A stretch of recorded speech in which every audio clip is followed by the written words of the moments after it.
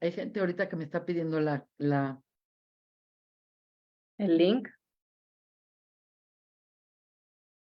que me están pidiendo el link, pero ahorita lo mandamos. Acá lo tengo copiado. Yo lo mandé a todos mis grupos que ya alguna vez fueron de la Keilah, de todo, pero ahí, ya sabes. La gente no ve tanto la información de los grupos como la información personalizada. Correcto.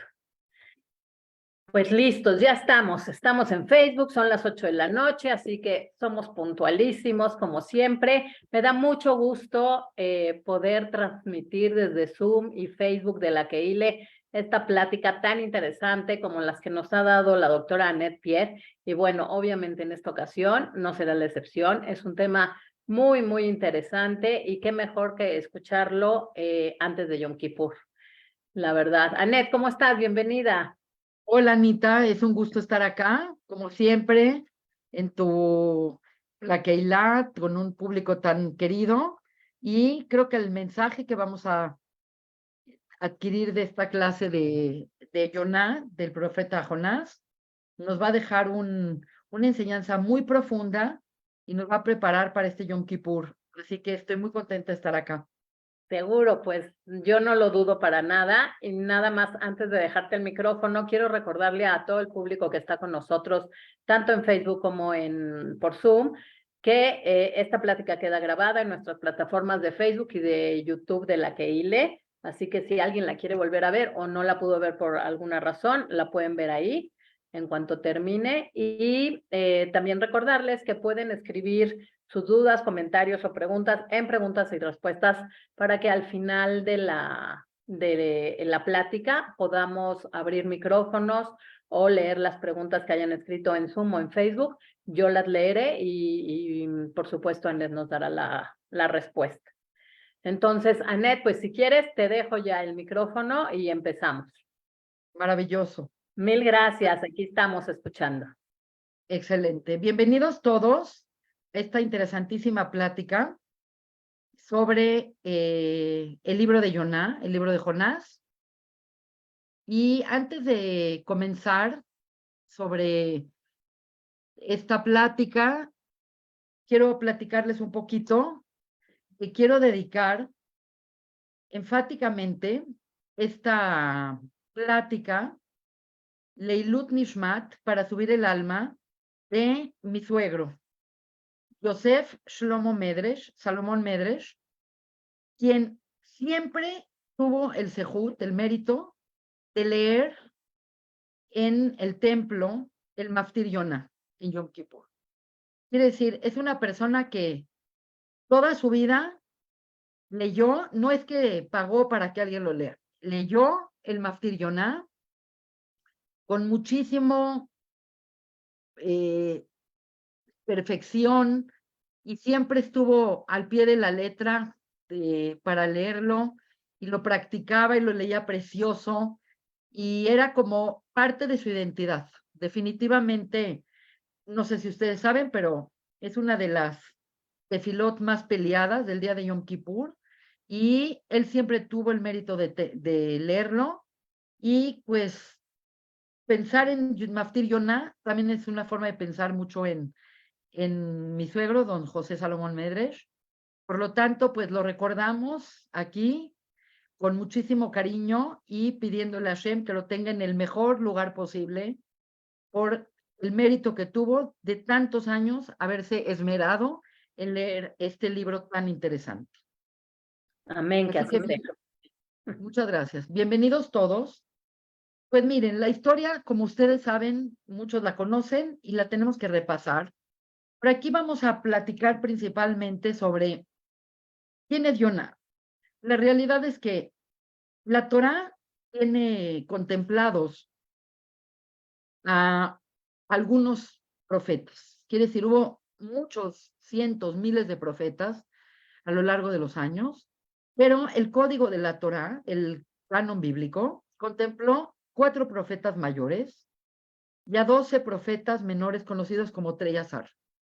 Y Jonás es uno de esos 12 profetas menores Y es una historia muy amena, es una historia divertida, es una historia que tiene un toque infantil, de pronto nos recuerda cómo la ballena se tragó también a Pinocho, como que entra en la mente del niño. Y aquí entra un tema muy fascinante porque el día más solemne del calendario judío, sin duda alguna, es Yom Kippur. Yom Kippur es un día único, es un día lleno de conciencia, es un día lleno de oportunidades, un día lleno de capará, de borrón y cuenta nueva. Es un día sumamente importante, espiritual y sensible.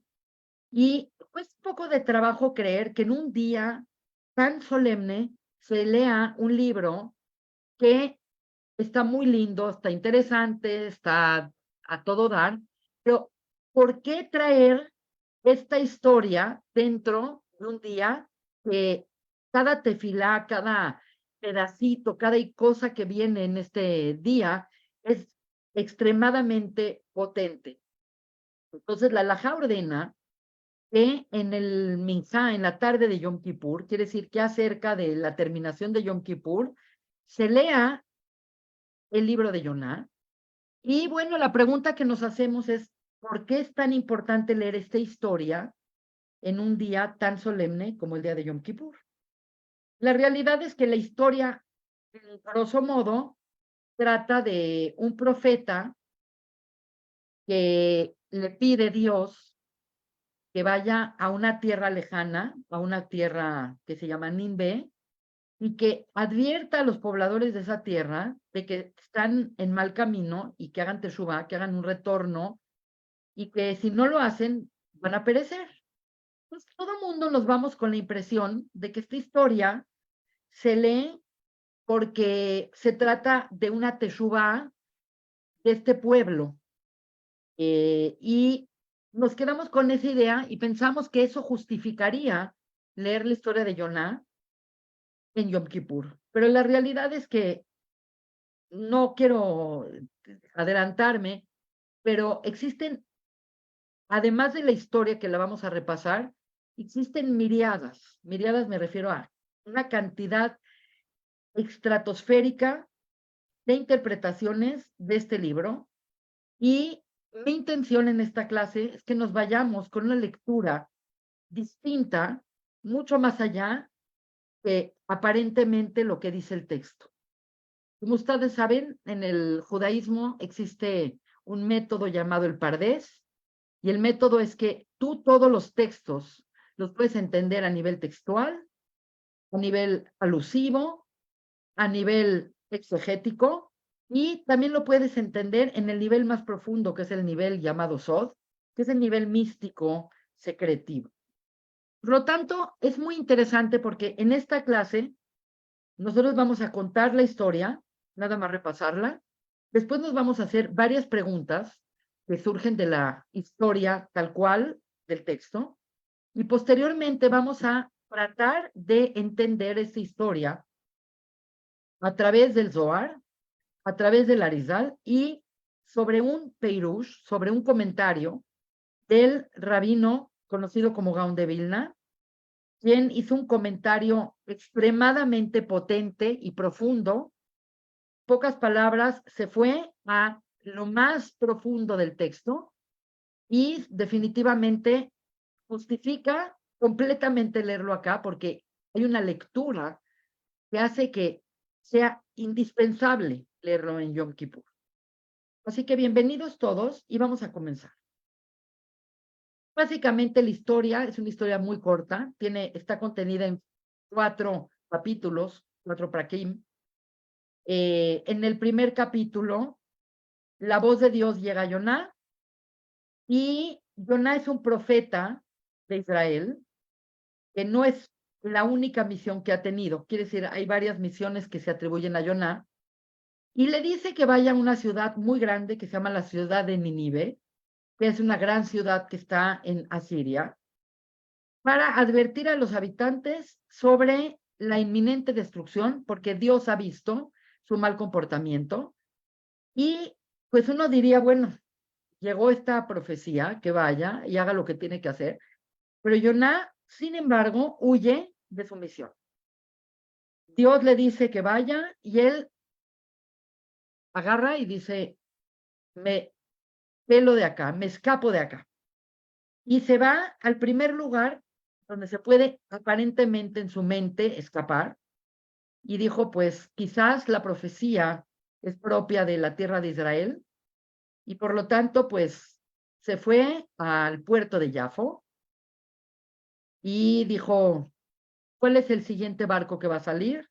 Y la verdad es que no había barcos, pero de pronto un barco llegó y dijo, denme mi pasaje para este barco. Y le dijeron, pero este barco puede tardar muchísimo en salir. Y él dijo, no importa, yo compro todos los lugares que falten, pero me quiero ir.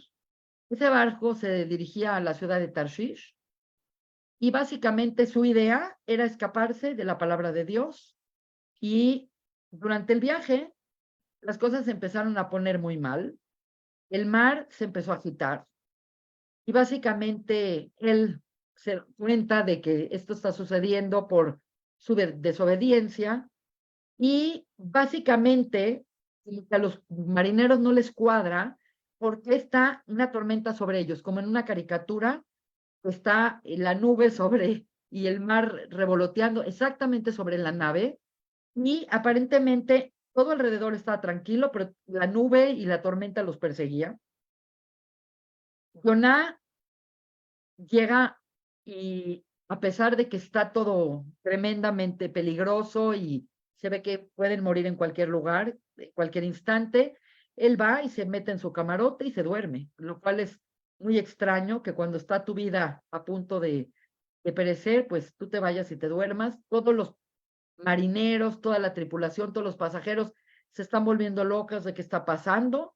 Y básicamente, después de que lo despiertan, le preguntan varias cosas y él dice, pues la verdad es que yo sé que esto es por mí y por lo tanto, si quieren salvarse, agarren y aviéntenme por la borda y así van a ustedes a salvarse de esta tormenta. La realidad es que ellos no lo quieren hacer y básicamente en el siguiente capítulo nos cuenta en el segundo capítulo que una vez que lo arrojan al mar, eh, después de haber hecho un tipo de sorteo y de ver quién era el culpable, como que todo indica que Jonah era, él mismo reconoce que él se está escapando de la palabra de Dios y básicamente lo avientan, es muerte segura, lo avientan en el Mediterráneo y básicamente un gran pez viene y se lo traga.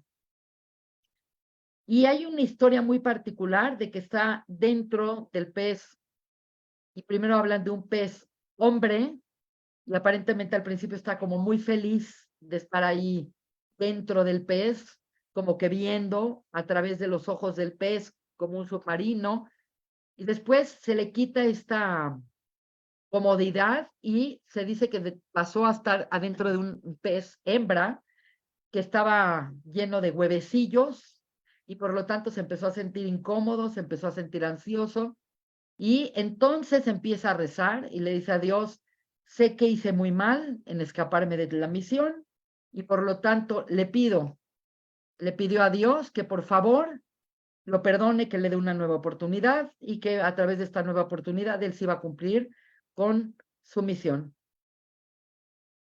El pez lo escupe y lo lleva hasta una costa. En la costa él comienza a caminar, camina muchísimo para llegar a la gran ciudad de Ninvé, que es una ciudad muy grande, muy poblada, es una ciudad, una metrópoli muy, muy desarrollada, y comienza su misión de advertir las palabras que Dios le dijo, que están a punto de perecer, que tienen que hacer teshuvá, que tienen que arrepentirse, que en 40 días todo quedará destruido. Y para sorpresa de él, la gente sí le hace caso. Es decir, normalmente a los profetas nadie los hace caso. Los profetas eran bastante indeseados en la antigüedad porque siempre venían con reclamos y con malas noticias. Y es muy sorprendente que en esta situación en particular, el rey escucha y inmediatamente pone a todos en un estado de luto, un tipo de retraernos de los malos caminos. Se dice que había mucha inmoralidad sexual, también había y mucho robo, y por lo tanto el rey propone que todos, el pueblo haga una teshuvá, y básicamente la teshuvá es que personas, adultos, mujeres, niños, niñas, inclusive animales, entren en un estado de luto con tal de arrepentirse para prevenir su destrucción. Y básicamente este es el capítulo 3. Estoy yéndome muy rápido y ahorita nos vamos a detener en muchos detalles. En el capítulo 4, Jonás se siente sumamente frustrado y enojado de que hicieron Teshuvah. Quiere decir, él no dice, bueno, qué bueno que me hicieron caso, ya me puedo regresar, se acabó mi misión. Él se siente completamente frustrado y está enojado y deprimido de que Dios quiere perdonar a este pueblo, como que intuye que es una teshuvá superficial, que no es verdadera, y se va afuera de la ciudad, esperando a ver qué va a pasar, si va a destruir, no va a destruir, y ve que como que no destruye, y esto en vez de causarle felicidad, él sigue pensando que esta gente no merece el perdón divino, y se hace una suká, así dice tal cual el pasuk, se hace una cabañita, una chocita, porque el calor es insoportable y está en su chocita, está sudando, está incómodo, está deprimido, se quiere morir. Y de pronto Dios le hace crecer un árbol gigante. Este árbol se llama quicayón, es un tipo de árbol, una calabacera gigante. Se le proporciona una sombra exquisita y se siente él un poco confortado por la sombra de este árbol que de pronto creció de un instante a otro. Y por fin se siente un poco más como contenido emocionalmente. Y al otro día Dios saca un gusano que se come el árbol y que destruye completamente el árbol y lo marchita.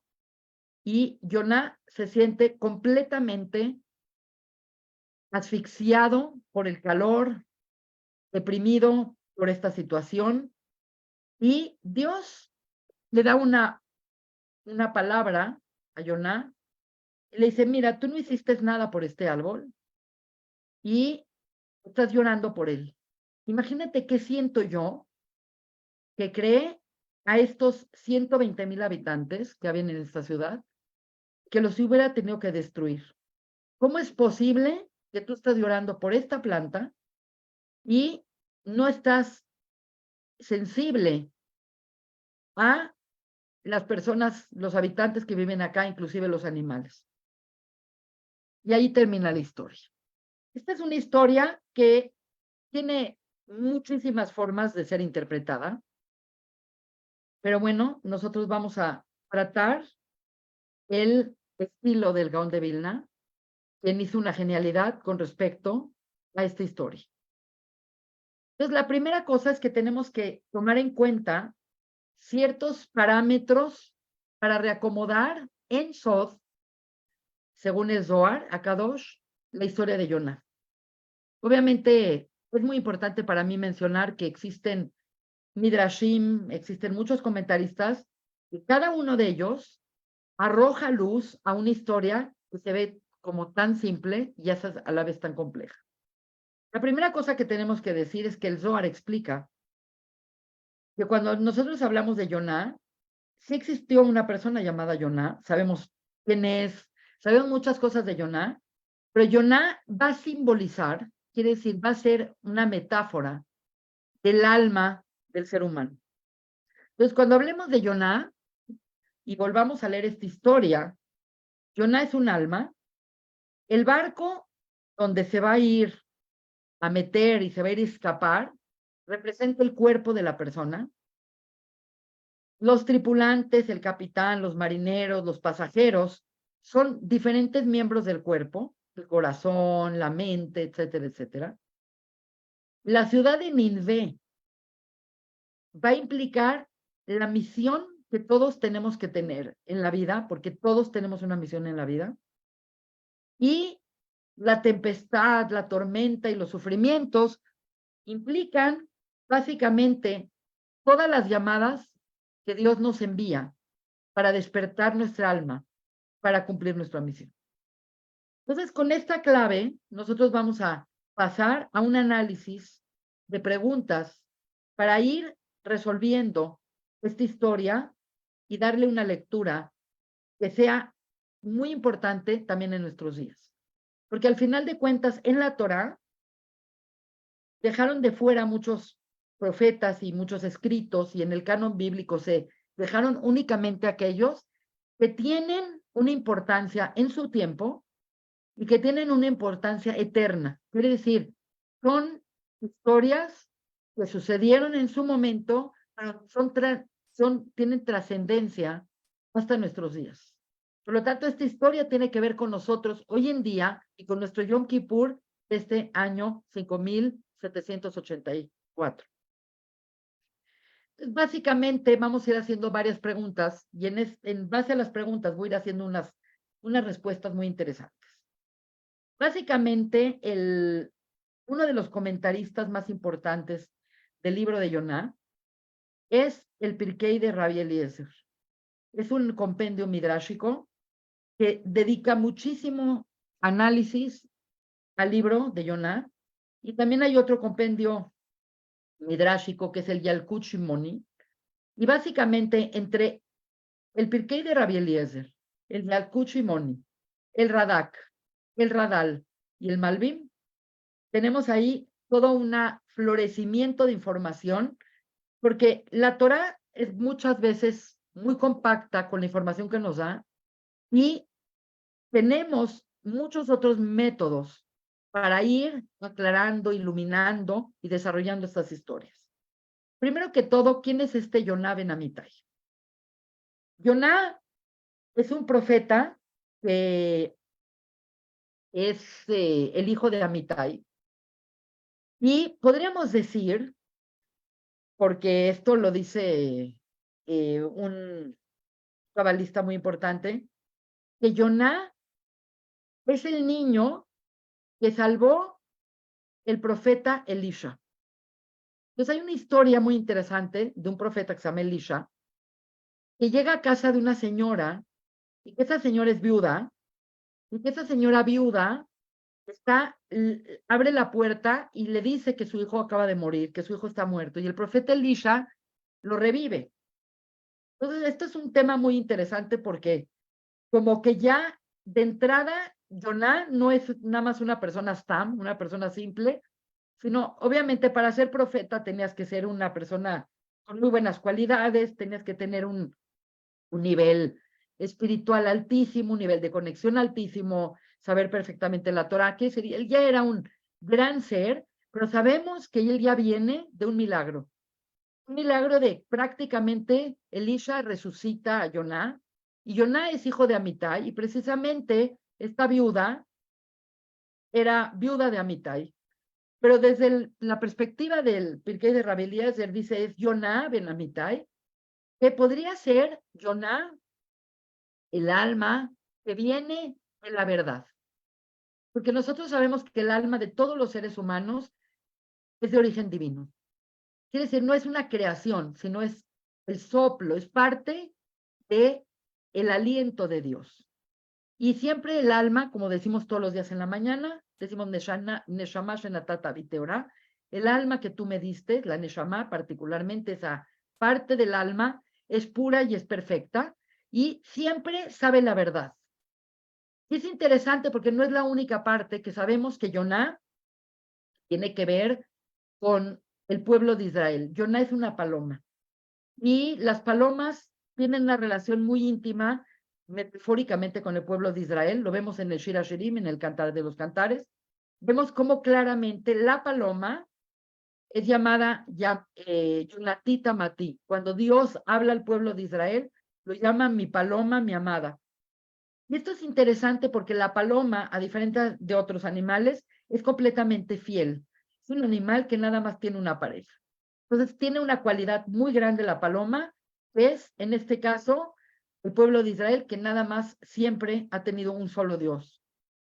Y la paloma de la verdad significa el alma que siempre está pura y siempre está perfecta.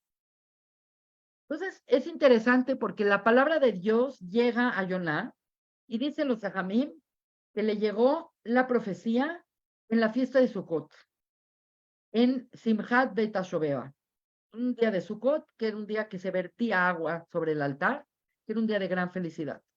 Entonces, es interesante porque significa que la persona que quiere conectar con Dios, uno pensaría que uno conecta con Dios, con las tragedias y con cosas malas. Todo lo contrario. Uno conecta con Dios en la simja, en la felicidad.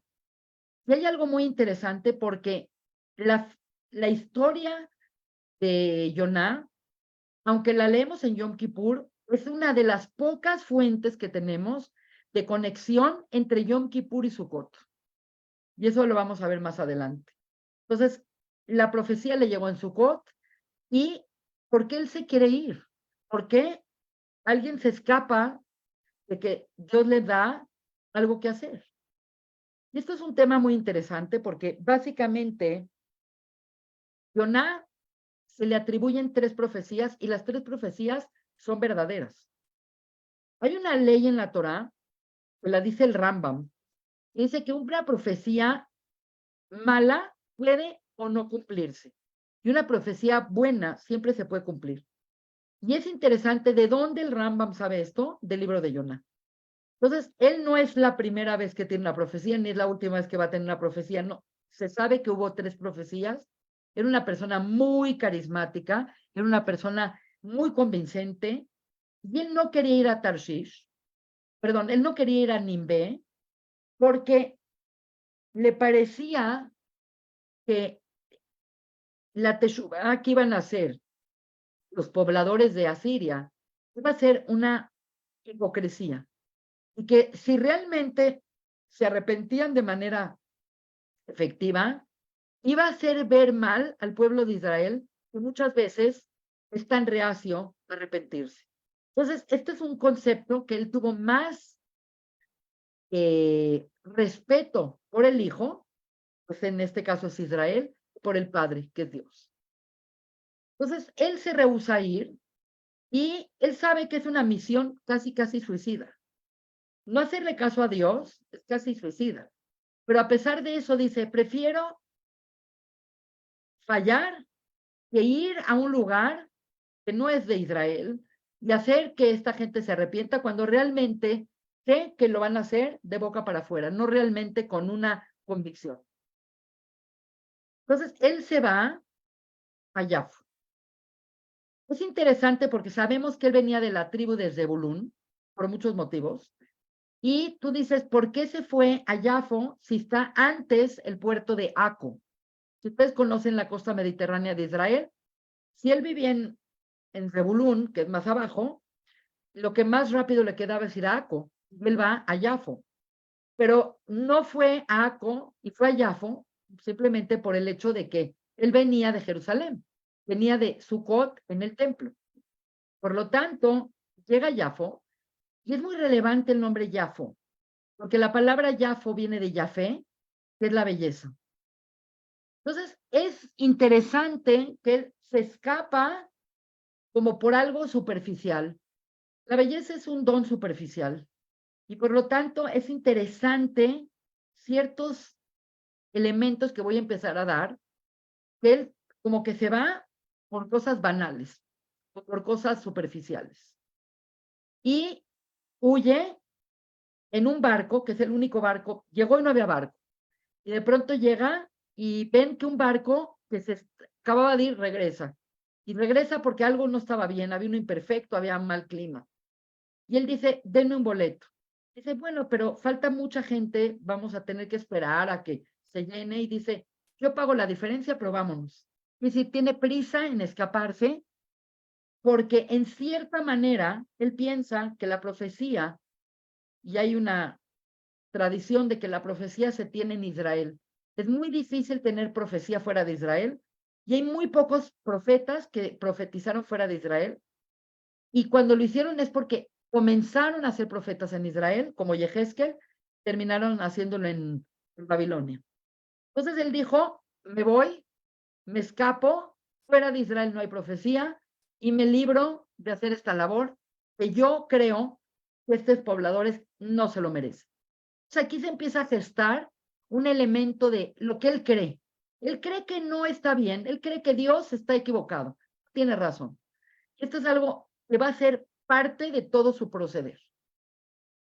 Cuando llega al barco y empieza a haber mal clima, él se va y se mete en su camarote que estaba hasta abajo. Y se va, cierra la puerta y se duerme. Entonces aquí entra un tema muy extraño porque él sabe que estas cosas malas que están sucediendo, él sabe que es por él. Y por lo tanto, pues él lo único que está haciendo es, me vale, evito mi responsabilidad y me duermo. Pues la gente del barco, tanto el capitán como los marineros, como los tripulantes, como toda la gente que está en el barco, comienzan a implorar y el capitán les dice, bueno, pues pónganse a rezar a sus dioses. Cada quien, es interesante porque dicen que había 70 personas en el barco y es muy interesante porque 70 son las 70 naciones, pues cada persona le rezaba a otro dios. Y de repente, cada vez se pone peor la cosa, cada vez hay más tormenta y de repente empiezan a ver a la gente y dicen, oye, ¿dónde está ese tipo que pagó por tantos lugares? ¿Y dónde está? Entonces van y lo despiertan y le dicen, ¿qué haces dormido? Estamos a punto de morirnos. Todos estamos rezando a nuestro Dios. Así que le hace el capitán varias preguntas. Le dice, primero que todo, pues, ¿quién eres? ¿De qué pueblo vienes? ¿A qué te dedicas? Pues todo mundo estaba haciendo sus idolatrías a sus dioses, nada le servía, estaba una nube como esta nube sobre el barco, el mar se estaba agitando, y de pronto él sale y dice, soy hebreo, todo el mundo ya se preocupó, y pues mi Dios es el Dios que hizo la tierra y los mares, y pues él reconoce que el problema es él.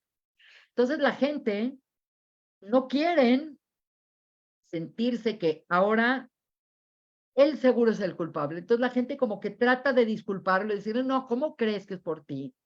No, no, no, no. Entonces hacen un goral. Un goral es un sorteo.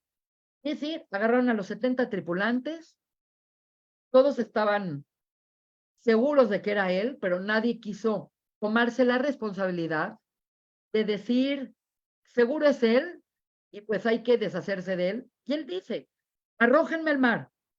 Entonces hacen un sorteo. Este es un tema muy interesante porque, ¿por qué hacen un sorteo?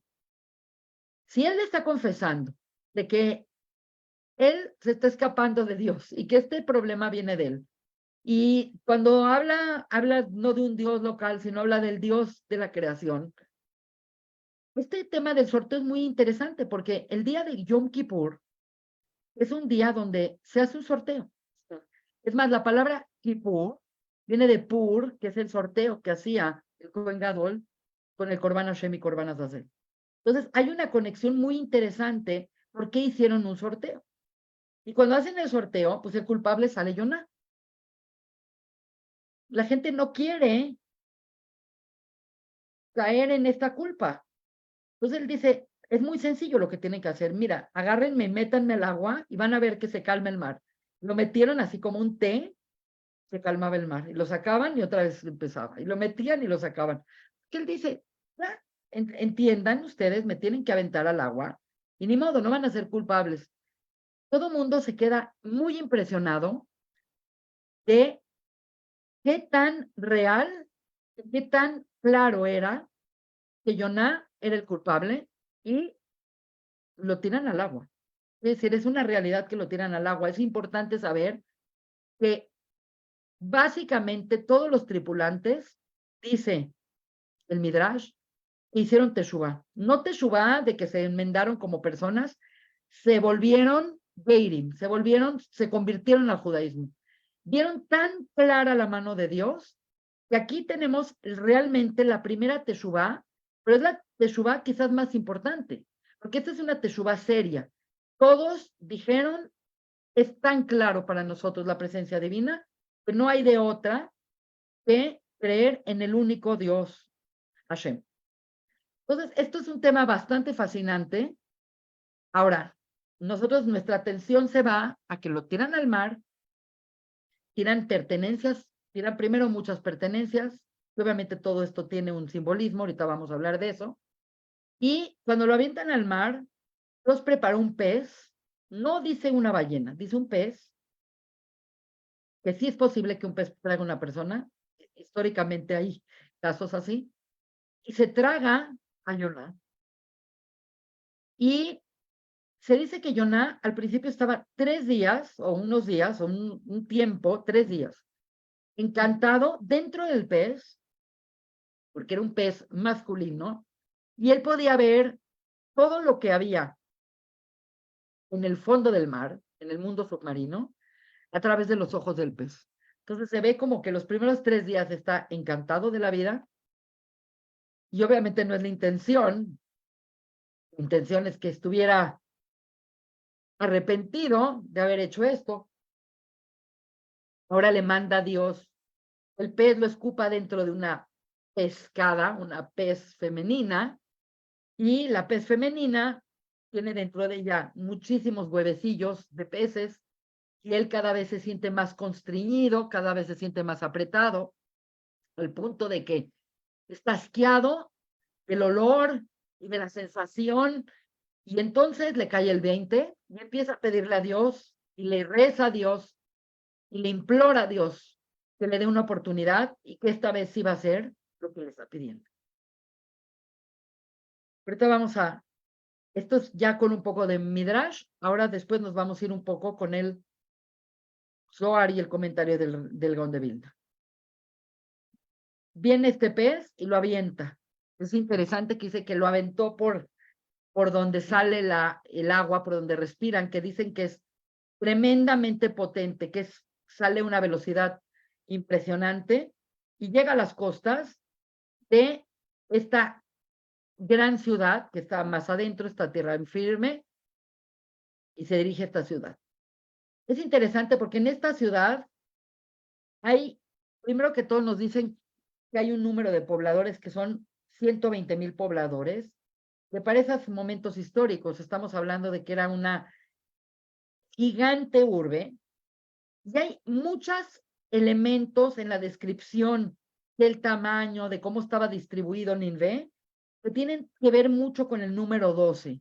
Es algo que no voy a poder explicar ahorita, pero es un tema bastante fascinante, el tema del número 12, y no le queda otra que ir. Como dije hace un momento, pues muy carismático, él llega, se va a las plazas, se va a los mercados, se va donde tiene que ir y empieza a decir, en 40 días Ninvé será destruido porque se ha portado mal y la maldad llegó a los ojos, a los oídos de Dios, y Dios va a destruir Ninvé. Pues la pregunta es, ¿por qué en una tierra lejana le van a hacer caso a un tipo apestoso que acaba de llegar y que está diciendo que el mundo se va a destruir? La verdad es que los seres humanos solemos no hacer caso de este tipo de gente, y más como que, ¿quién es esta persona? Como que nadie lo conocía, llegó ahí todo desalineado después de haber estado dentro del pescado, y aparentemente algo pasó, que el rey escucha esto, y el rey llama la atención a todo el pueblo y les dice, señores, vamos a escuchar las palabras de este señor, y niños, niñas, mujeres, hombres y animales, todos tienen que hacer penitencia.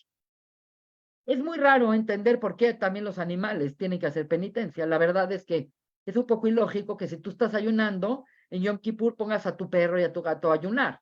Pero evidentemente hay un tema importante acá. La cuestión es que hay un importante Midrash, y el Zohar nos dicen que el rey de Ninvé era una reencarnación del faraón. Y no sé si ustedes se acuerdan, pero cuando el faraón por última vez fue a atacar al pueblo de Israel y el pueblo de Israel pasó por el mar de los Carrizos, todo el ejército del faraón se hundió y el único que se salvó fue el faraón. Y el faraón reconoce a Dios en el último momento. Dice, Mika Mojabelim Hashem. Entonces, aparentemente, se le dio al faraón la oportunidad de volver a ser un rey y hacer teshuvá. Porque es increíble que siempre Dios nos da la oportunidad de hacer teshuvá. Y esta era una reencarnación de este faraón. Y por lo tanto, cuando escuchó que un hebreo llegó y estaba vaticinando esto, dijo, ahora sí, me lo voy a tomar en serio. Entonces, de pronto, todo mundo se puso en penitencia y hicieron teshuvá. No importa si la teshuvá fue buena, sincera, duradera, hicieron teshuvá y por lo tanto en ese momento no merecían morir. Simplemente en ese momento Dios dijo, por ahora las personas hicieron lo correcto y no merecen morir.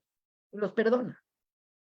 Entonces de pronto, Jonah, en vez de decir, hice mi labor, ya me puedo tomar un barco de regreso, ya me puedo ir, él está harto de esta misión, la hizo porque pues no le quedó de otra, y básicamente se va deprimido a un azúcar. Tal cual dice el texto Sukkah, que es como un tabernáculo, una chocita. Es la primera vez que vemos que hay una relación interesante entre Yom Kippur, que se lee en Sefer Yonah, Sukkot. Porque normalmente, pues Yom Kippur sabemos que es un día en el que Moshe bajó con las tablas, las segundas tablas, y le dijo al pueblo de Israel que Dios los perdonó. Y Sukkot es una fiesta que celebra el paso en el desierto, el camino entre Egipto y la tierra de Israel. Entonces, como que no tienen un ancla histórica similar, pero aquí, en este libro, hay un ancla histórica muy importante y obviamente también mística y ideológica, filosófica. En esta ocasión no lo vamos a poder analizar, pero seguimos adelante. Su choza le dio un poco de sombra y eso lo calmó un poco, pero él estaba harto de haber hecho esta misión y estaba deprimido de que hicieron Teshuvah. Él hubiera preferido que Dios destruya el mundo, porque él, su razón, le dice que en esta ocasión Dios se está equivocando, él sabe mejor que Dios, este pueblo eventualmente va a caer en peores cosas y que eventualmente hasta va a destruir al pueblo de Israel. Pero en ese momento él siente una depresión y ahora Dios le hace este árbol, que es una calabacera gigante, un quicayón, que le da sombra, que le da un aroma agradable, que le da un confort a su alma y está encantado ahí, por fin como que se tranquiliza de toda su misión, que ha sido una misión tan compleja, y Dios saca un gusano y en un día todo su placer y su confort se acaba porque se destruye este árbol gigante y viene Dios y le dice, ¿cómo es posible que estás deprimido por un árbol que tú ni plantaste, que no hiciste nada por él? Y en cambio, ¿qué quieres que yo sienta? Que son mis hijos. Son 120,000 personas, incluyendo niños y esto, y mujeres, y además los animales. ¿Tú qué sentirías bien de que se destruyan? Imagínate lo que yo siento. Y ahí termina la historia. Entonces, nosotros ahorita hicimos un análisis midrashico. Y les tengo que confesar que el midrash muchas veces va muy de la mano con el Zohar. Quiere decir, el Zohar es el libro principal de la Kabbalah y es un libro muy interesante porque habla metafóricamente en ocasiones de eventos históricos que trascienden la historia misma. Entonces, vamos a recordar lo que es nuestra clave de esta historia. Esta historia sucedió, podríamos decir que es una historia que hay teshuvá, los marineros hacen teshuvá, en Tarshish en Nimbés hacen teshuvá. La realidad es que la historia es mucho más que una historia de teshuvá, porque hay otras historias en la Torá, pueden ser aún mucho más conmovedoras y mucho más instructivas de cómo se hace teshuvá. Es decir, la teshuvá que hicieron en Ninvé, en efecto, es mediocre. La teshuvá que hicieron los marineros es muy sorprendente, pero por otro lado también, cuando estás en prietos de ese tipo y ves milagros de ese tipo, pues hacer teshuvá es relativamente más fácil que no hacer. Entonces, no podríamos decir que nuestro Yom Kippur, esta sea una historia de teshuvá que nos inspire a todos a hacer teshuvá. Debe de haber cosas quizás más profundas. Entonces, de manera muy creativa, como lo era el Gaón de Vilna, el Gaón de Vilna dice que toda esta historia contiene un sod, contiene un secreto, contiene un misterio que es muy relevante en nuestros días. Y el misterio es el siguiente. Vamos a leer la misma historia con estos elementos. Yonah es el alma. Entonces, el concepto es que cuando el alma es creada, el alma tiene la información textual, verídica, de cuál es su misión. Porque Dios creó con sentido. Y cada ser que existe y cada criatura que existe en la creación tiene un por qué existir. Y por lo tanto, cuando dice que llega la palabra a, a Yoná, significa que cuando Dios nos crea, nuestra alma, que es pura, es transparente y es pura conciencia, tiene conciencia de lo que tiene que hacer. Es decir, el alma siempre sabe por qué estamos acá, para qué vinimos, qué es el bien, etcétera, porque es Teorá y es el aliento divino. Es nuestra chispa de divinidad. Y básicamente, cuando el alma llega a este mundo, el mundo, la vida en este mundo implica que el alma se vincula con un cuerpo. El cuerpo también lo creó Dios, pero el cuerpo está hecho de una sustancia más compacta, más opaca. Y el cuerpo tiene muchas necesidades. Realmente, cuando nosotros vemos cuando nace un bebé, vemos cómo el bebé no puede hacer absolutamente nada. Necesita ser alimentado, necesita ser cambiado, necesita ser eruptado, apapachado. Cada instante uno tiene que atender el cuerpo, porque el alma entró en el cuerpo, pero realmente entrar el alma en el cuerpo es una limitante muy severa para el alma, porque el alma es pura expansión y pura conciencia. Pues cuando entra en el cuerpo, entra en las necesidades del cuerpo, y el cuerpo es un barril sin fondo. Ahora tengo que comer, ahora tengo que ir al baño, ahora tengo que tomar agua, ahora tengo que dormir. Entonces, lo que sucede es que en el momento que el alma se vincula con el cuerpo, el alma queda como enterrada en el cuerpo. Y el cuerpo empieza a mandar y exigir. Y básicamente en esta historia, Yoná es el alma y el barco representa el cuerpo. Entonces, Yoná, el alma entra en el cuerpo y se va y se duerme. Quiere decir, cuando nacemos, nuestra misión de vida, nuestro tikkun, nuestra grandeza como seres que vienen a hacer algo, queda como dormida, queda en un estado de no conciencia, como que no hay una vinculación entre el cuerpo y el alma, y por lo tanto el alma está dentro, dormida, como Yoná está dormida en el camarote. Y obviamente Dios en su infinita misericordia, pues te manda un poco a despertar. Y pues muchas veces lo único que te hace despertar son los problemas. Los problemas vienen y pues te simbran, te dicen, oye, no estés dormido, tú tienes algo que hacer. Todos tienen algo que hacer, todos tienen un ticún que hacer, todos tienen una misión que hacer. ¿Por qué estás dormido? Y por lo tanto, pues viene el capitán, que en este caso es el cerebro, vienen los tripulantes, que son pues diferentes partes del cuerpo, a tocarle y a despertarlo y a decirle, oye, ¿qué te pasa? ¿Qué no ves que hay una tormenta?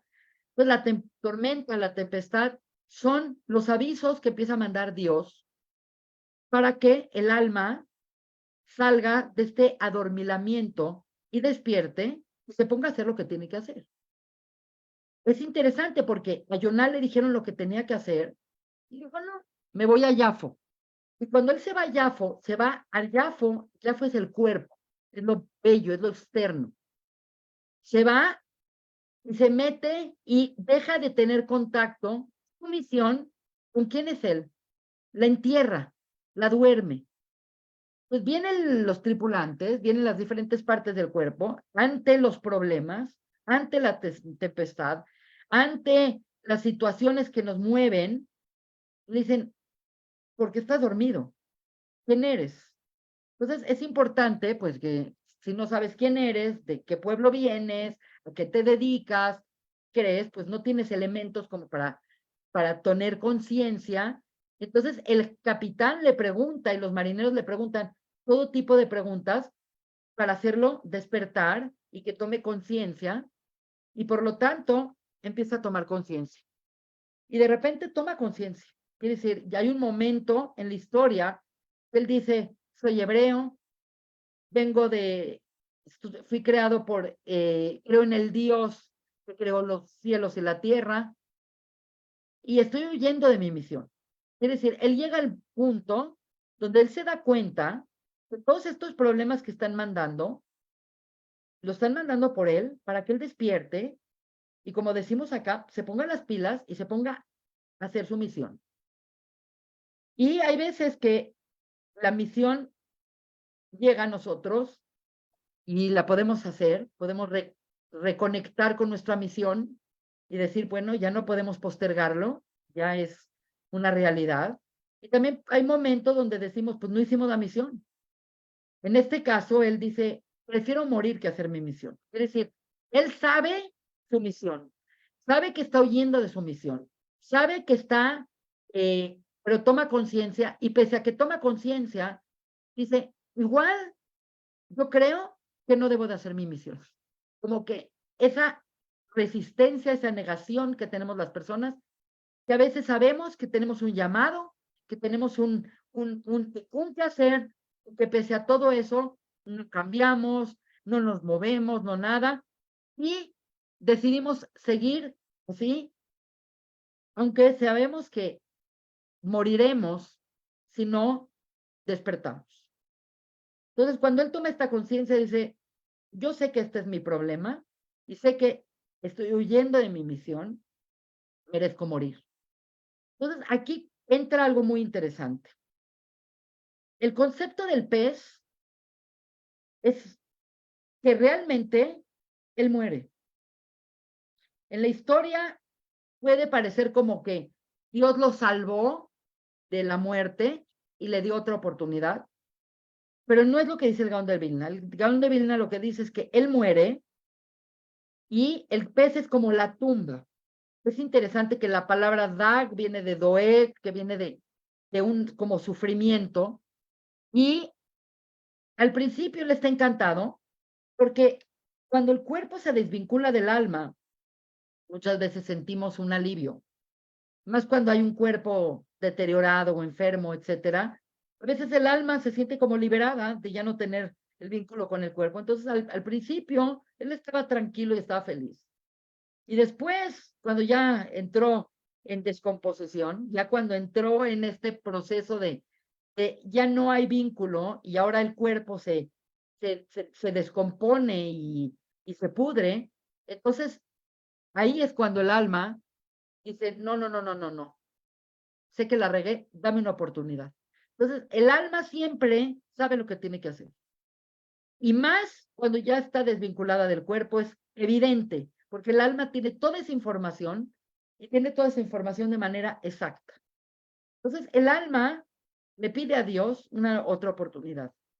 Es interesante porque en este caso estamos hablando de otra oportunidad, es una reencarnación, es como volver a venir porque no hice mi tikkun, porque no hice mi misión, me estoy pidiendo otra oportunidad. Es interesante porque la palabra tikkun tiene la misma letras que la palabra tinok, que significa bebé.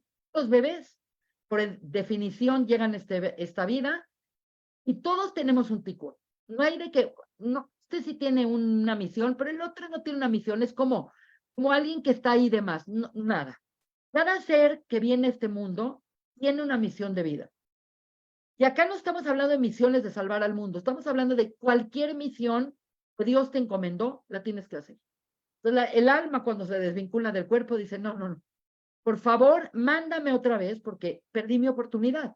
Porque la transformación no la podemos hacer sin cuerpo. La grandeza del cuerpo es que el cuerpo es el vehículo para transformar el alma. Y por lo tanto le pide y le implora desde las entrañas de la tumba o del pez, le pide una oportunidad. Y obviamente Dios le da una oportunidad. En hebreo, la transmigración de las almas se dice Gilgul, la reencarnación.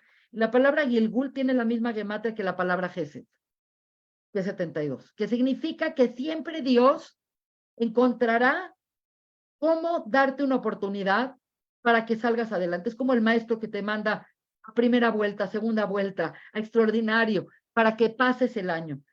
Dios siempre va a encontrar cómo darnos la oportunidad de, una vez más, tener nuestra misión y hacerla. Entonces, la gran oportunidad es que Él vuelve a salir del agua, vuelve a nacer, y esta vez, con mucho más conciencia, dice, voy a hacer mi misión. Y la hace. Pero acá lo más interesante es que la hace, pero él sigue pensando que él tiene razón. Porque los seres humanos tenemos un pensamiento de que nuestra mente y nuestra lógica es lo máximo. Siempre estamos cocinando y estamos recalculando las mismas ideas y lo que hacemos es retroalimentar nuestra razón para seguir teniendo razón. Entonces, muchas veces la vida te mete golpes y te mete y a veces otra vida y sigues pensando de la misma manera.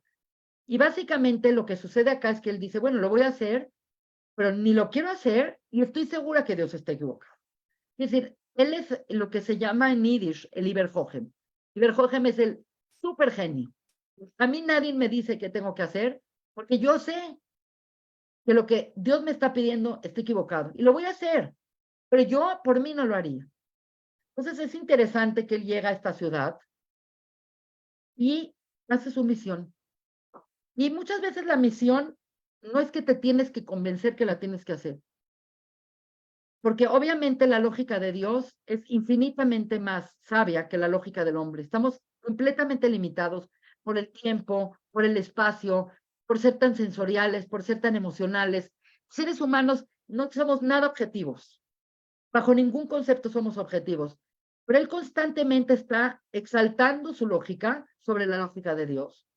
Y por lo tanto, va con mala cara, que hagan teshuvá, y por ser tan carismático, por hacer correcto, porque cuando uno hace su misión, las cosas se conectan. Quiere decir, es interesante que a veces intentas hacer muchas cosas y de pronto una cosa te sale bien, también es una señal de que tu misión es esa.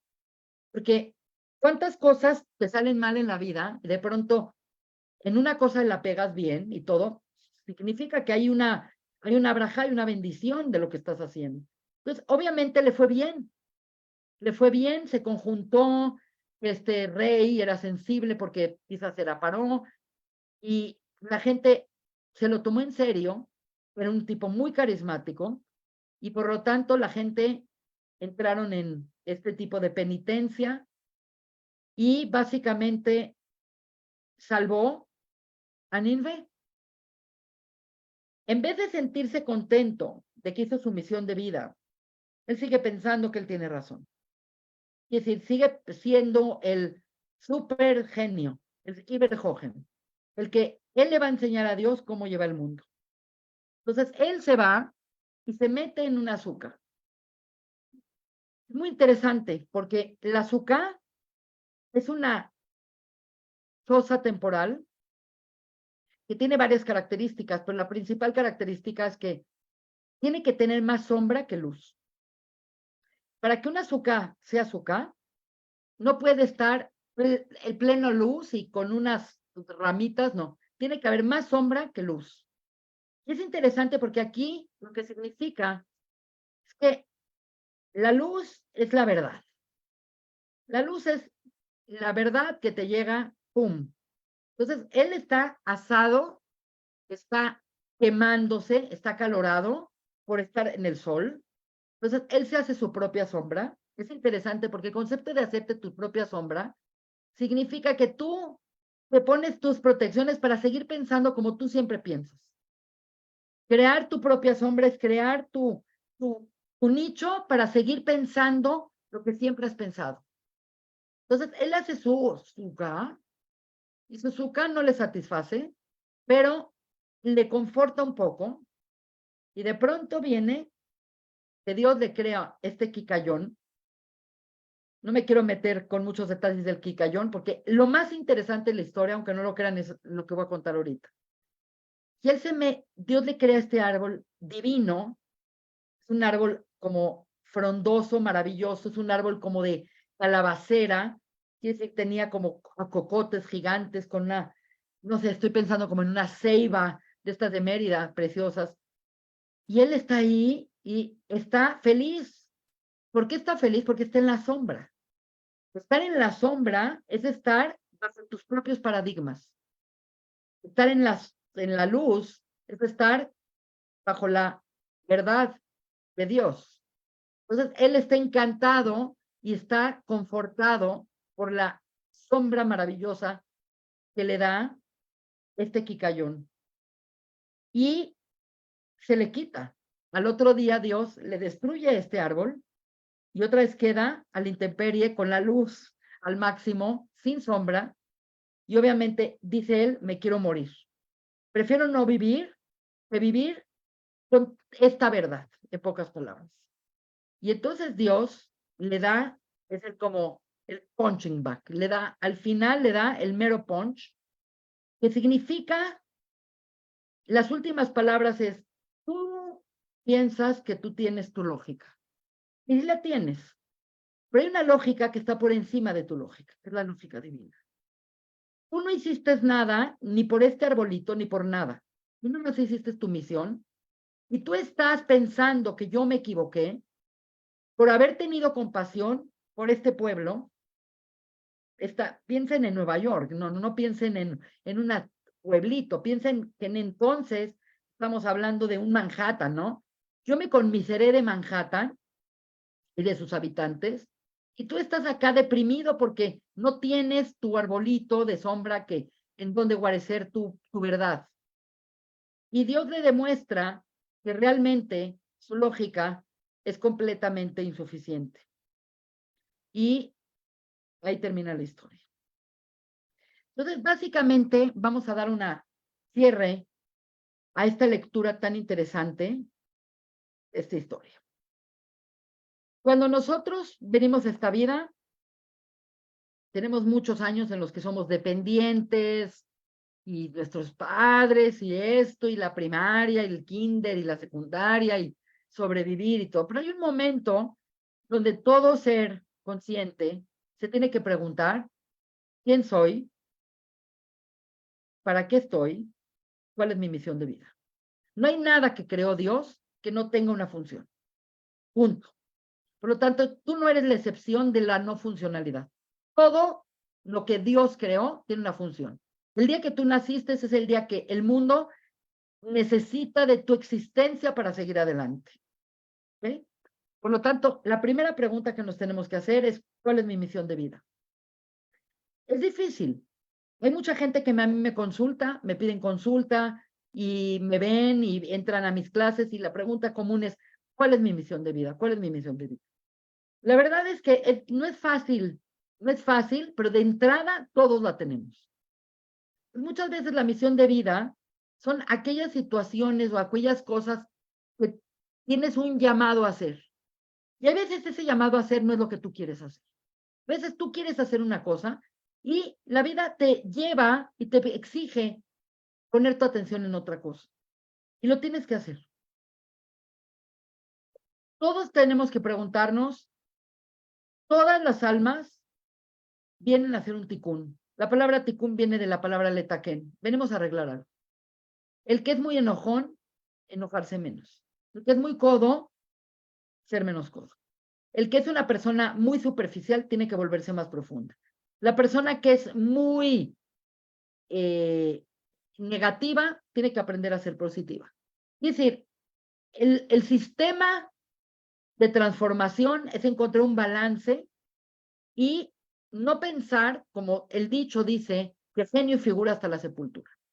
El que piensa que genio y figura hasta la sepultura, quiere decir que la persona no viene a nada a esta vida. Significa que no viene a cambiar. Y en cambio, en el judaísmo es evidente que todos los seres humanos venimos a mejorar, venimos a perfeccionarnos, venimos a adquirir cualidades con las que no nacimos. Nacimos con algunas. Las herramientas que tú posees, puede ser muy guapo, puede ser muy inteligente. Dios te manda a este mundo con una grandísima maleta de recursos, de herramientas. Y hay otras que te faltan. Por lo tanto, tú tienes que aprender, tienes y qué te falta para balancearte. El balance se logra a través de adquirir una medida correcta en todas las cualidades. Ni ser muy bueno, ni ser muy malo, ni ser muy exigente, ni ser nada exigente. La vida te va llevando y te va presentando situaciones para que tú encuentres ese balance.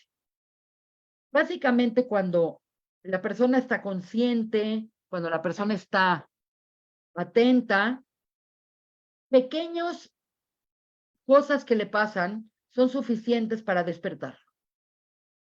A veces una relación, un noviazgo, a veces ni lo mande Dios, una enfermedad, un divorcio, a veces cosas que pasan en la vida, un problema económico, papás difíciles, esas cosas que Dios te manda no son para aniquilarte, todo lo contrario, son para despertarte.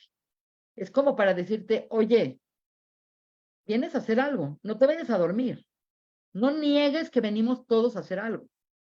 Entonces, Dios nos va enviando cierto tipo de situaciones que cada vez se vuelven más peliagudas.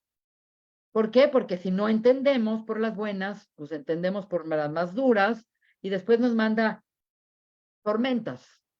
Entonces, tenemos que estar sensibles a no esperar a la tormenta para recapacitar, sino ver la oportunidad en cosas pequeñas.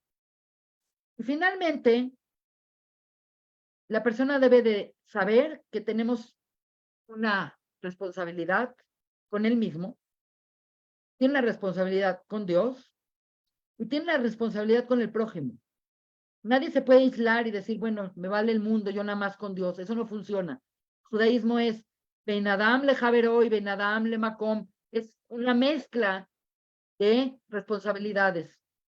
Y por lo tanto, una persona que entiende este tipo de señales puede tener una vida completamente distinta. Me es muy importante a mí mencionar que Yom Kippur es un día que es un regalo de la creación. Es un regalo en la creación porque es un día en donde la persona tiene que llegar con una conciencia distinta. El sistema de cómo está estructurado Rosh Hashanah, y después viene Yom Kippur, y después viene Sukkot, es un sistema muy interesante. El año pasado, los que me siguen, yo di una clase de Aseret Yemei Teshuvah y explicamos que todo el sistema de los 10 días de Teshuvah es un sistema que vamos recorriendo la energía del árbol de la vida desde Keter hasta Malhut, y vamos rectificando y vamos ordenando la energía de nuestro propio árbol interno para tener un balance en nuestras vidas. Cuando llega Yom Kippur llega como un día donde la persona tiene la capacidad de reestructurar su vida, de ser una persona nueva. El concepto de la capará, el concepto del perdón, el concepto de el trabajo que hacemos con el prójimo y con Dios, es un estilo de resetear nuestra alma y dejar todo aquello que no nos sirve para contactar con nuestra misión, con nuestro tikkun y con nuestro desarrollo espiritual.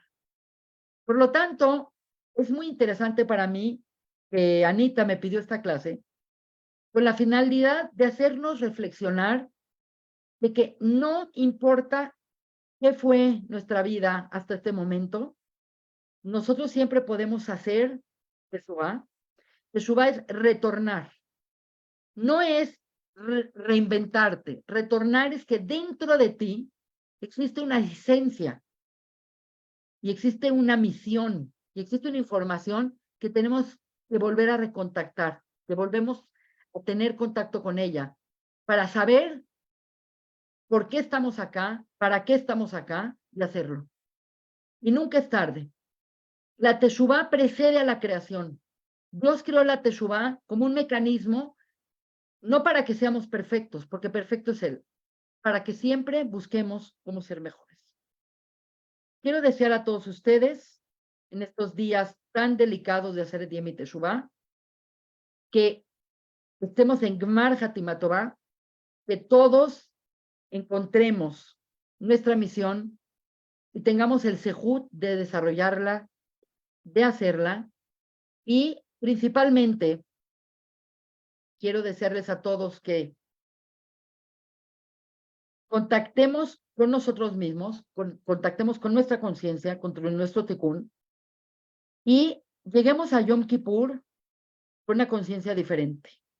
Yom Kippur es un día de responsabilidad, es un día de oportunidad, es un día de reconectar con nuestra esencia, y es un día donde lo único que quiere Hashem es que retornemos a Él con la finalidad de tener una nueva oportunidad para poder abarcar y para poder hacer con los años que nos quedan de vida, una vida de sentido y una vida con una gran conciencia.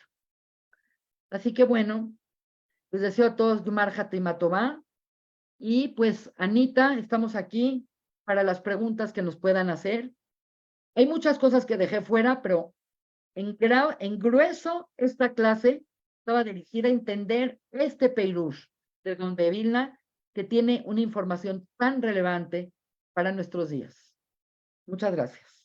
Amén, amén, todo lo que dijiste. Y bueno, es increíble la forma en que cuentas la historia, porque pues yo ya la conocía de otra forma, digamos, o sea, el mismo contexto, pero narrada por ti es increíble, entiendes mucho más cosas, entiendes, ves las cosas diferentes, entonces, de verdad, una cosa te va metiendo a la otra y dices, ah, entonces por esto, o sea, es muy padre, Anet, de verdad, muchísimas gracias, es increíble que nos hayas dado esta plática justo en estos días, como tú dices, en donde tiene que haber una introspección y que pues sean días de reflexión y que Dios nos inscriba a todos en el libro de la vida y que tengamos salud y alegrías y bueno, que sea todo lo bueno para todos, primero Dios. Amén. Muchísimas gracias. Amén. Gracias. Algunas preguntas que haya pendientes. Sí, sí, aquí tenemos algunas preguntas, comentarios, te voy a leer. Bueno, primero Julio Goitia nos dice, Shalom, muchas gracias, un cariño para la doctora Anet desde Argentina. Muchos saludos, Julio. Un asistente anónimo nos dice, toda Rabá, querida Mora Anet, los 3 días que menciona la historia de Joná se refiere a las 3 primeras décadas de vida de las personas, ya que los 40 años es la mejor edad para acercarnos a la Torá. Pues la verdad nunca había oído esa explicación. Textualmente los 3 días se refiere a que después de 3 días que una persona ya está en la tumba, como que ya le cayó el 20 de que no hay vuelta atrás, como que todavía el cuerpo estaba más o menos, pero ya. Es un dato interesante, pero no es lo que dice el Pirkei de Rabbi Eliezer, pero me parece muy interesante el comentario. Carmen Pazmiño, yo quisiera saber cómo alguien como yo, no judía, en un contexto tan ajeno al conocimiento y a la práctica judías, puede celebrar estas fiestas tan importantes como Yom Kippur o el pasado Rosh Hashanah. Para mí es muy doloroso, literalmente mi alma llora por esta suerte de exilio forzoso. De igual forma, lo poco que puedo hacer a mi manera, como Modeani, las bendiciones de la mañana, las bendiciones de los alimentos, las lecturas de las Perashot, me devuelven tanto al centro. Gracias, maestra Anet. Le digo a Carmen con mucho cariño, la realidad es que todas las fiestas tienen un elemento muy propio del pueblo de Israel, pero muchas de ellas también tienen un elemento universal. Y sabemos que como noajidas, como humanidad, como los hijos de Noaj, también los gentiles están obligados a ser y están invitados a ser parte de muchas cosas. Quizás no con la meticulosidad, pero definitivamente si un no judío quiere ayunar en Yom Kippur lo puede hacer y está completamente bien que lo haga. El proceso de hacer teshuvá lo podemos hacer todos. También lo podemos hacer cualquier momento del año, solo que ahorita es lo más conducente. Y cuando yo di una clase de Rosh Hashanah en otra ocasión, yo creo que hace un año, yo expliqué que Rosh Hashanah es una fiesta universal, es la verdad. El desconocimiento de la universalidad de la Torah se debe a que pues hubo un boicot, un bloqueo por parte de otras religiones de reconocer a la Torah como un instrumento de transformación universal. Rosh Hashanah celebra la presencia de el hombre en la realidad. Es el cumpleaños de Adán. Todos somos Adán. Quiere decir, todos los seres humanos somos juzgados en Rosh Hashanah. Entonces, lo que yo creo que es importante saber es que fuera de Pesach, que es una fiesta realmente que tiene elementos muy nacionales y leyes muy peculiares, yo creo que fiestas como Rosh Hashanah y Yom Kippur, inclusive Sukkot tiene un elemento era una fiesta muy universal en el sentido que se llevaban los Corbanot al templo por las 70 naciones. Ahorita yo no hablé nada de Sukkot, pero para el año que entra podemos hablar.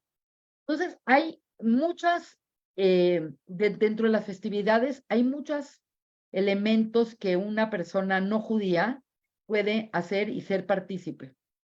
Y particularmente Yom Kippur, pues puede utilizar ese día para hacer un ayuno, para hacer el rezo, para seguir el rezo que se lee en el Mazor. Entonces, afortunadamente estamos en una era diferente y estamos con la mejor disposición, yo y muchos maestros, de enseñar a judíos y a no judíos cómo proceder en estos días tan importantes. Por lo tanto, pues Carmen es una alumna mía de mucho tiempo, así que creo que va en muy buen camino y vamos a tener muchas oportunidades para seguir hablando de esto.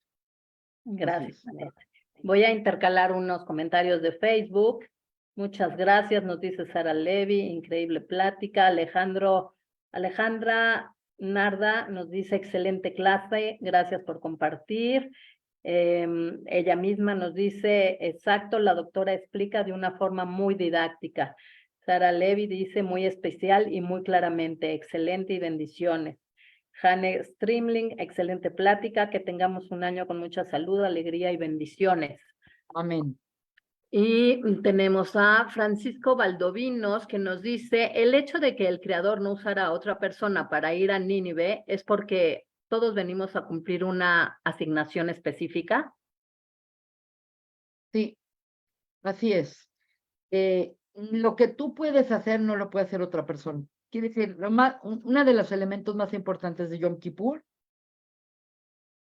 es no ser como nadie más, sino ser como tú mismo. Estar en contacto con tu esencia. No puedes, cada uno de nosotros tenemos un tikkun, tenemos una misión específica para nosotros. Así como tenemos un DNA diferente, una huella diferente, cada uno de nosotros tiene su misión única. Entonces, es muy importante, por un lado, ser muy sinceros con nosotros y no andar copiando la misión de otros. Claro. Porque eso es lo que Dios nos pide, que seamos nosotros, muy, muy en nuestro lugar. Nuestra esencia personal, ¿no? Exactamente. Sí, Judith Delgado nos dice, Shalom maestra, ¿qué significa el número 3 de los 3 días que pasó en el pez? ¿Y qué significa el pez en el Sod? Bueno, el Sod del pez es que es la tumba. Ese es el Sod del pez. Los 3 días, como ya expliqué, son como el tiempo que el alma le cae el 20, que ya no puede entrar al cuerpo, porque al principio, cuando hay la desvinculación del cuerpo y el alma intenta una y otra vez volver a entrar y se perdió esa conexión.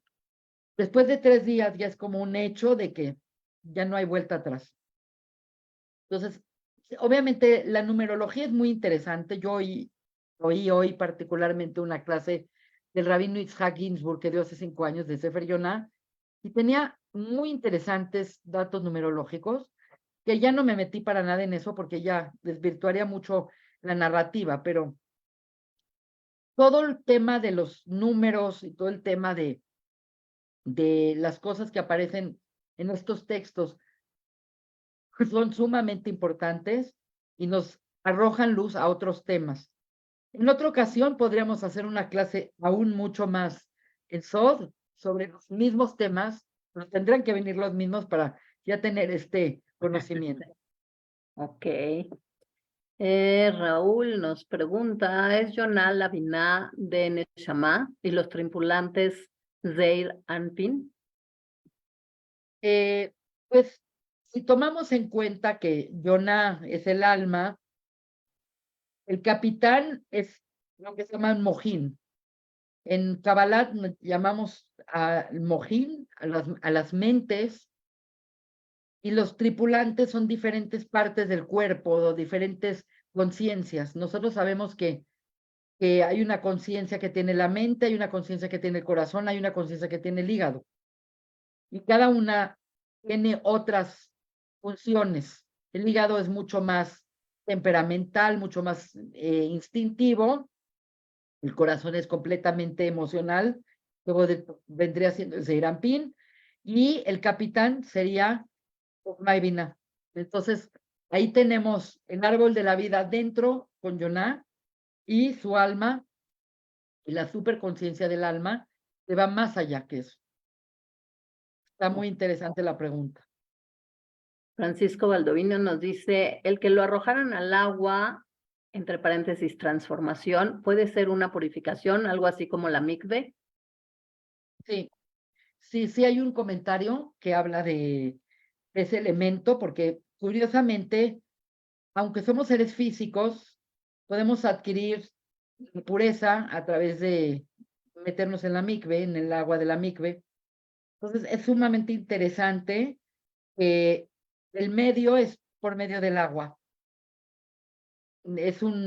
Claro que es un purificador, siempre también el agua hay este elemento de la vida, la relación que tiene la vida, la relación que tiene el Geset, después también relacionó con el agua. Entonces, definitivamente sí es un estilo como de purificación para que él cambiara y tocara con su propio tikkun. Evelyn Murillo nos dice, maestra, esta clase es una maravilla, le doy las gracias con todo mi corazón. Gracias, Evelyn. Francisco, en relación a lo que nos comenta, entonces Teshuvá sería retornar a quien realmente somos o debemos de ser. Así es. La Teshuvá es interesante porque es un retorno, no es descubrir el hilo negro. Por eso muchas de las preguntas que hace la gente sobre cuál es mi misión de vida, hay que estar en contacto contigo mismo para ver tu misión. No es porque vas con una terapia o con un médium o con un doctor que te diga cuál es tu misión de vida. Tú lo sabes, es como un retorno a ti y a tu esencia. Entonces, tienes que ser una persona muy consciente, muy honesta, muy sincera. Tú sabes cuál es tu tikkun. Nos preguntan en relación a esto, ¿cuál fue entonces la Teshuvá de Yonah? Yo creo que Jonah no hizo Teshuvá. Bueno, sí hizo Teshuvá, ya después de que muere, o que aparentemente lo echan al agua, está en una situación que dice, pues lo voy a hacer porque lo voy a hacer. No lo quiero hacer, pero lo voy a hacer. A mí me parece que lo más importante no es la teshuvá de Yoná, lo que estamos estudiando acá. La teshuvá más fina de toda la historia es la teshuvá de los marineros y de los tripulantes, que van, que de plano dicen, esto está impresionante, Dios es el más, ningún otro Dios sirvió. Sabemos que en el momento que hablaron del Dios de la creación, todo se derrumbó y todo mundo se fue de ahí a hacer Korbanot Hashem. Todos prometieron hacer Korbanot Hashem y todos se convirtieron. Creo que la teshuvá más importante de toda la historia es esa. La teshuvá que suena más importante, que es la de Nimbe, esa es una teshuvá que en mi opinión es un poco mediocre, porque sabemos que al poco tiempo regresaron a sus malas andanzas. Y yo creo que no aprendemos la teshuvá de Yoná. Yo creo que Yoná nos sirve como un vehículo para entender la teshuvá de otros aspectos. Yoná nos sirve para entender que la mente humana, por más brillante que sea, no le compara a la razón divina.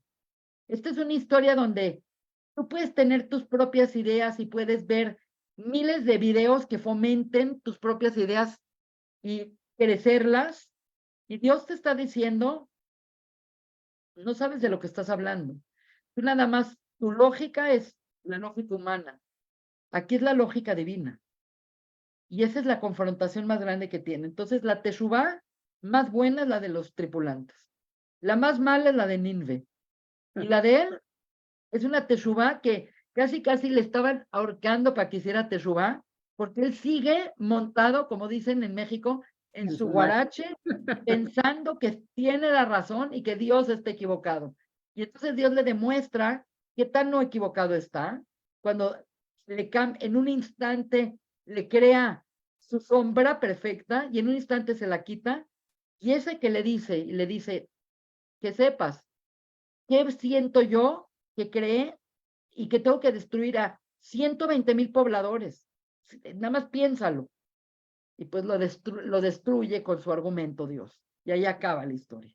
Es como un poco anticlimática la historia, pero ese es el punch que da la historia. Y a mí me parece que la historia más importante es lo que pasa después entre el Azucá y el Quicayón. Ahí está la historia más fantástica de Yoná. Y es la historia que nadie le pone atención porque todo el mundo se va por la ballena y que está en el vientre. Lo más interesante es eso. Tengo que admitir que llevo años estudiando esto con mi esposo está sentado junto a mí y tenemos toda una teoría impresionante de la lógica tipo griega con la lógica divina. Ya será en otra ocasión que tengamos la oportunidad de ampliar, pero es un tema fascinante aquí en mi casa, el tema de Yoná. Ya son muchas cosas que tenemos que platicar. Sí, O sea, sí, muchas sí. clases más. Muchas. Tania Gari nos dice, amén, igualmente, muchas gracias, Koyach. Gracias. Raquel nos dice cuál es la diferencia entre que fue pez masculino y femenino, que ya comentaste un poquito, pero no sé si... Sí. Hay un tema bastante complicado. Hay un tema bastante complicado con lo de los peces, por lo mismo de que, es que ya ni me quiero meter en ese tema, pero hay todo un tema que Yoná tiene que ver con un tema bien complicado, que es el Leviatán,